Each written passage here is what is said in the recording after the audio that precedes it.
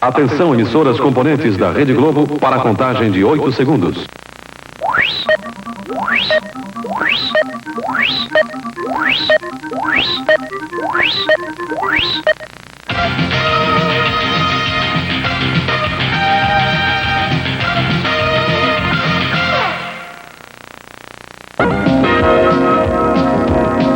O Jornal da Globo começa agora com os assuntos que foram notícia nesta sexta-feira.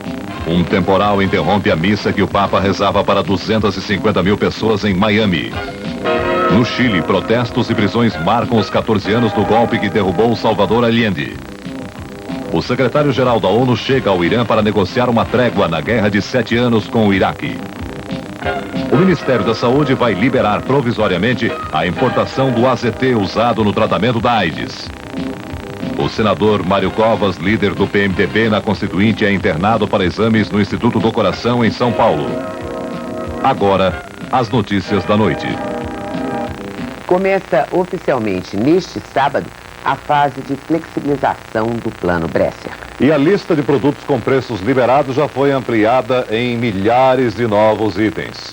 De acordo com a portaria assinada pelo ministro da Fazenda, Bresser Pereira, estão liberados os preços de peixes e frutos do mar, móveis e colchões, perfumes e cosméticos, joias e bijuterias, tapeçaria, artigos de desenho, produtos à base de peles e ossos e carne de caça de pequenos animais. Segundo o Ministério da Fazenda, esses produtos foram liberados porque participam de um mercado concorrido ou porque têm produção ou venda regionalizadas. Além dos produtos que tiveram os preços totalmente liberados, há outras 3 categorias. Os que são controlados pela SUNAB, aqueles que dependem de autorização do CIP, o Conselho Interministerial de Preços, e os que só vão poder subir pelo mesmo índice que reajusta os salários, a URP, a Unidade de Referência de Preços. Esse índice é de 4,7% para os meses de setembro, outubro e novembro. Em dezembro, será fixado um novo valor para reajustar preços e salários. Dívida interna. O ministro da Fazenda, Bresser Pereira, desmentiu em São Paulo as suspeitas do presidente da Bolsa de Valores paulista, Eduardo Rocha Azevedo, de que o governo estaria estudando medidas para deixar de pagar uma parte da dívida interna. Hoje eu fui informado de que um empresário responsável declarou que o Brasil tinha intenção, o governo tinha intenção de fazer um corte na dívida interna. Isso é um escândalo, né? Eu lamento muito que o empresário tenha coragem de fazer uma coisa dessa. O presidente do Banco Central, Fernando Melier, disse que as preocupações em relação à dívida interna são infundadas. Ele explicou que o governo, no passado, já mudou muito as regras do jogo e, por isso mesmo, segundo o presidente do Banco Central, o governo quer aumentar a credibilidade dos papéis públicos. Só em títulos públicos, o governo deve atualmente o equivalente a 30 bilhões de dólares. Aos empreiteiros, fornecedores de material e equipamentos e outros credores, o governo deve outros 30 bilhões. Total, 60 bilhões de dólares de dívidas só aqui no Brasil. Os cálculos são da Andima, a Associação das Empresas do Mercado Aberto. Mas o Brasil tem outra dívida, e maior ainda. É a dívida externa, que já está em 110 bilhões de dólares. O que vai acontecer com essa dívida? Paulo Henrique Amorim. Até o final de outubro, o Brasil vai apresentar uma nova proposta aos bancos credores. Vai ser um pouco diferente, mas não muito diferente daquela que o ministro Bresser Pereira apresentou em Washington e provocou tanta confusão. Isso significa que, aos poucos, o Brasil vai se isolando e ficando numa posição de intransigência. Apresenta propostas inaceitáveis, não vai ao fundo e diz que a culpa é dos outros. Se continuar assim por muito tempo, o Brasil acaba se desligando da comunidade financeira internacional. Vamos ser heróis, mas só que derrotados.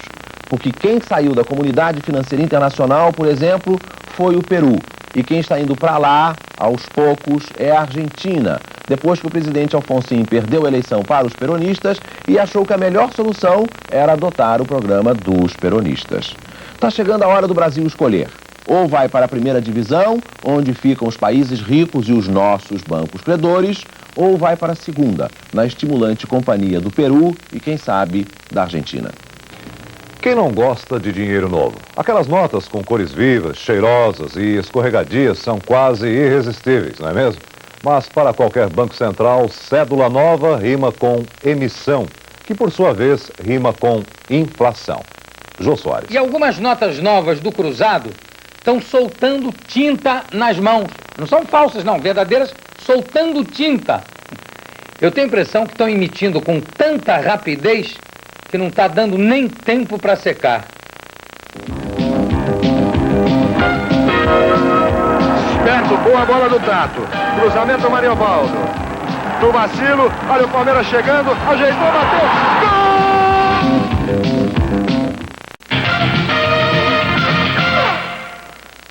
O déficit da balança comercial dos Estados Unidos. Os americanos conseguiram em julho um novo recorde, um recorde de 16 bilhões e meio de dólares. Foi o tamanho do déficit da balança comercial dos Estados Unidos.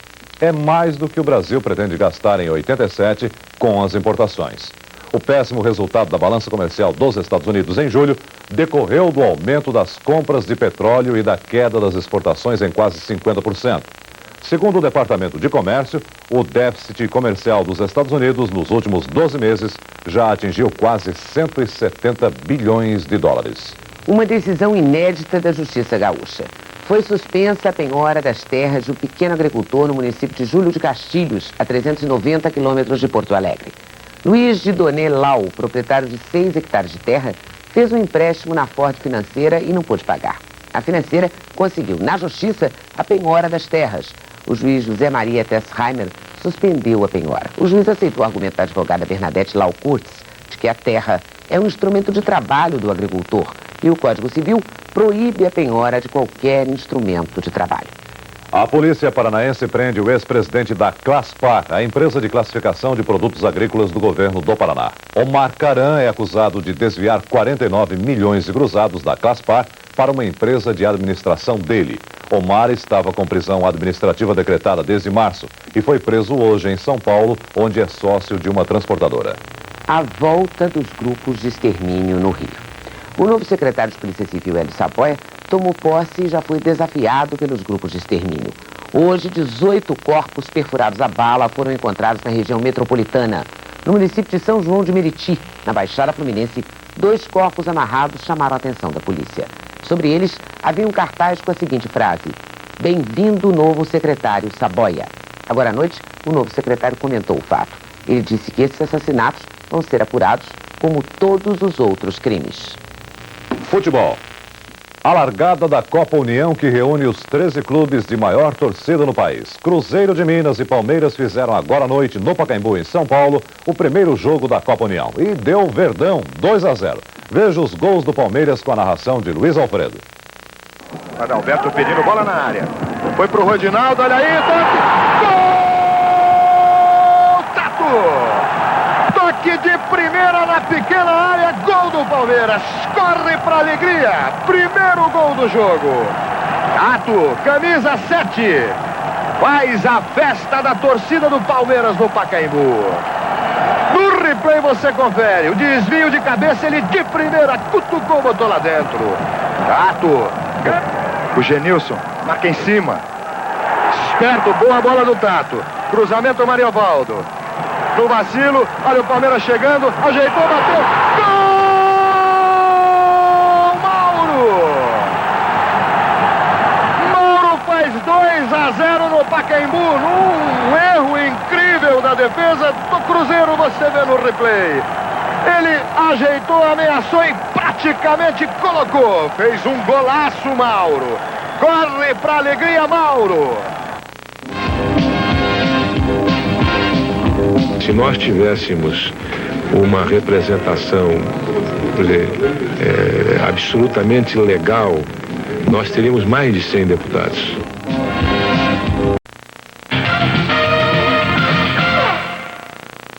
O estado de saúde do senador Mário Covas. Ele está internado no Instituto Coração, em São Paulo, desde o final da tarde desta sexta-feira.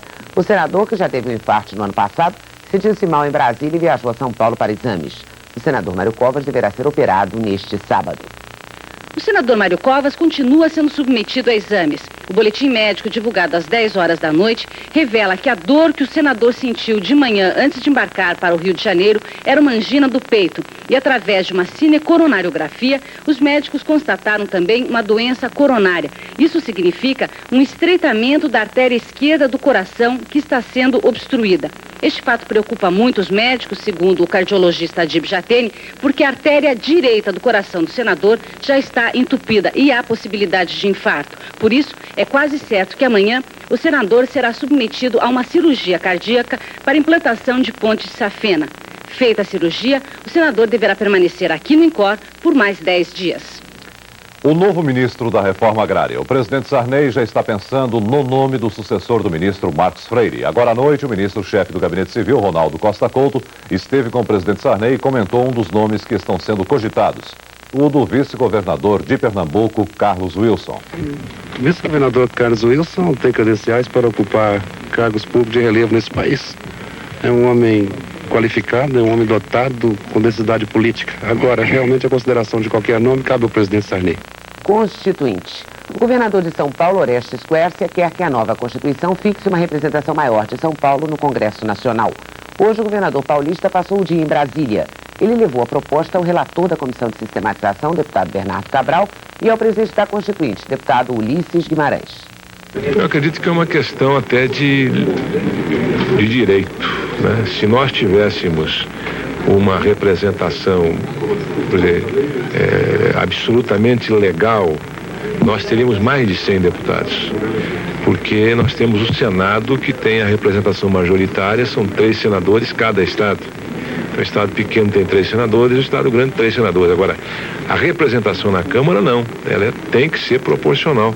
E São Paulo deveria ter 110 deputados ou mais e tem só 60. E entendemos que não pode haver cidadãos, pessoas órfãos que não têm representatividade. Nós não desejamos uma representação em termos absolutos, poderia ser 116 deputados, mas evidentemente que se melhore a situação atual, que mutila muito a representação, que é a pedra angular da democracia. Patifaria da grossa e de graça.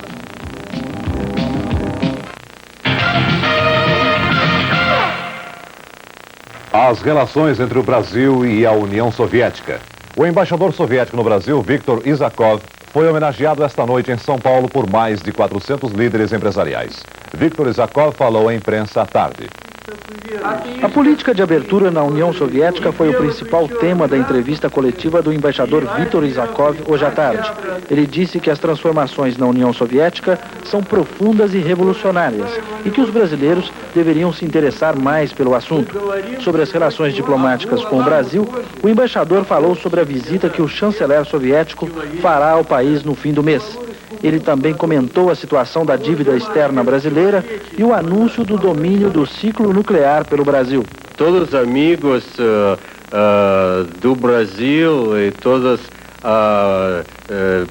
pessoas sanas do mundo têm que aplaudir este sucesso grandíssimo de ciência e tecnologia brasileira. O presidente do Chile, general Augusto Pinochet, anunciou que vai usar pulso firme contra a oposição de esquerda. O duro recado foi dado aos chilenos depois de vários protestos em diversos pontos do país. Os chilenos lembraram hoje a passagem dos 14 anos da derrubada do presidente Salvador Allende. Só em Santiago, a capital, 24 pessoas foram presas quando iam levar flores ao túmulo de Allende. Um teste de fé e de perseverança. Assim tem sido a segunda viagem do Papa aos Estados Unidos. Ele vem enfrentando protestos de homossexuais e feministas. Críticas da comunidade judaica porque recebeu o presidente da Áustria, Kurt Waldheim, acusado de ser nazista. E agora até a natureza atrapalhou.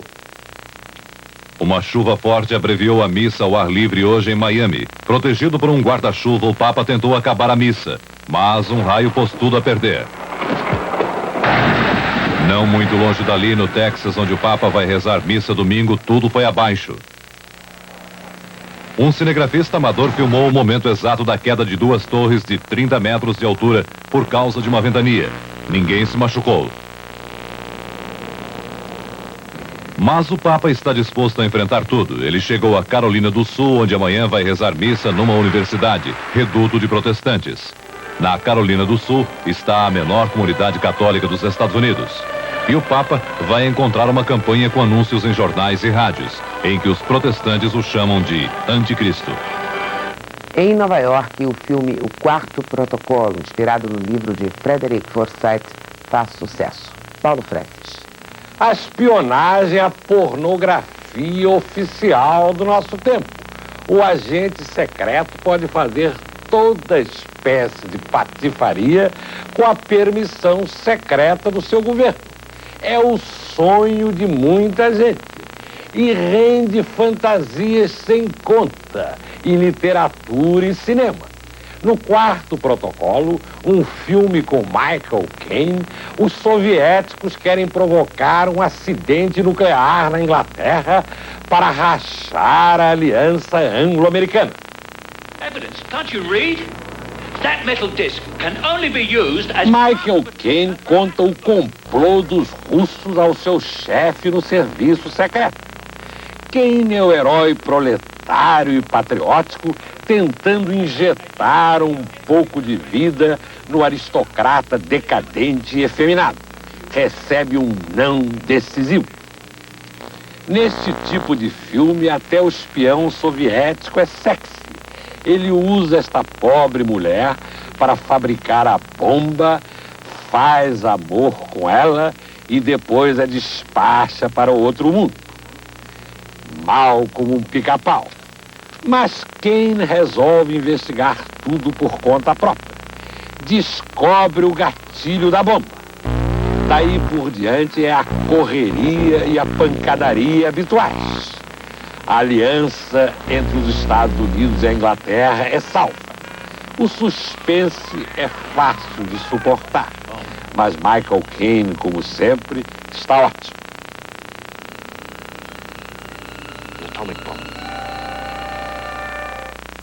A morte do herói de Bonanza, o ator Lorne Greene, herói da série de televisão que durante 14 anos fez sucesso em 80 países, morreu hoje de problemas respiratórios no hospital de Los Angeles. Ladies and gentlemen, the elders... Lorne Greene tinha 72 anos e ficou famoso interpretando Ben, o chefe da família Cartwright do seriado Bonanza. O filme foi visto por 400 milhões de telespectadores em todo o mundo. Lorne Greene dizia que tinha se inspirado no pai para viver o personagem. A paixão tem sentidos que a maioria das pessoas nem suspeita. Muita gente acha que é o oposto da razão e que paixão mesmo só a amorosa. Talvez sejam as mesmas pessoas que acham que a inveja, a gula e a luxúria, por exemplo, são sentimentos distantes da paixão. Tudo isso foi discutido num seminário em várias capitais no ano passado. O seminário virou um livro e está sendo lançado. Maurício Kubrusli. Um livro é um produto industrial, fabricado em linha de montagem. A fábrica que produz o livro é assim, é uma gráfica. Mas às vezes a paixão pelo livro é tão forte que pode introduzir numa linha de montagem um procedimento quase manufaturado. É isso que acontece aqui, onde está sendo produzida a capa do livro Os Sentidos da Paixão.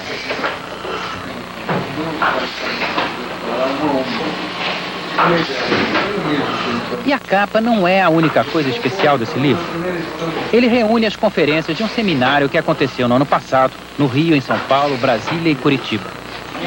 Filósofos e outros estudiosos mostraram que paixão não é apenas um outro nome daquelas relações amorosas mais comuns e que ela, a paixão, não depende apenas do coração, nem está confinada àquilo que nós chamamos de romantismo. A paixão também passa pela razão. Um apaixonado por livros, por exemplo, tem de planejar a sua paixão, ainda mais se comanda uma editora, como é o caso de Luiz Schwartz. Você por acaso assistiu ao Seminário da Paixão, não? Eu assisti algumas conferências. Eu assisti, não todas, porque para mim é totalmente impossível, mas assisti algumas conferências. E você leu esse livro? Inteiro não. Tem essa coisa, estou quebrando um mito talvez, né? Mas o editor muitas vezes não lê os livros inteiros. Né?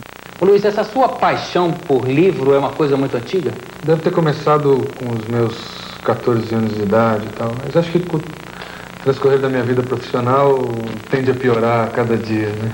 E de todos os livros que você publicou, qual aquele pelo qual você é mais apaixonado? Você já experimentou fazer essa pergunta para o pai? Os desencontros de um ministro na grande cidade. O ministro do Interior, João Alves, jamais imaginou que teria tantas dificuldades numa simples visita ao Rio de Janeiro. Preso num engarrafamento e atrasado para uma audiência com o governador Moreira Franco, o ministro João Alves não pensou duas vezes. Saltou do carro oficial e foi caminhando até o Palácio Guanabara. Acabou se perdendo e chegou ao palácio de táxi. Chegou sozinho, sem o carro oficial e sem documentos. Resultado, o ministro acabou barrado na porta do palácio porque ninguém o conhecia por lá. E durante 10 intermináveis minutos, até que o mal-entendido fosse desfeito, o ministro ficou encarando o irredutível sentinela do Palácio Guanabara. Que situação. A gente fica por aqui. Você confere agora no Globo Economia as novas tendências de investimentos. Boa noite.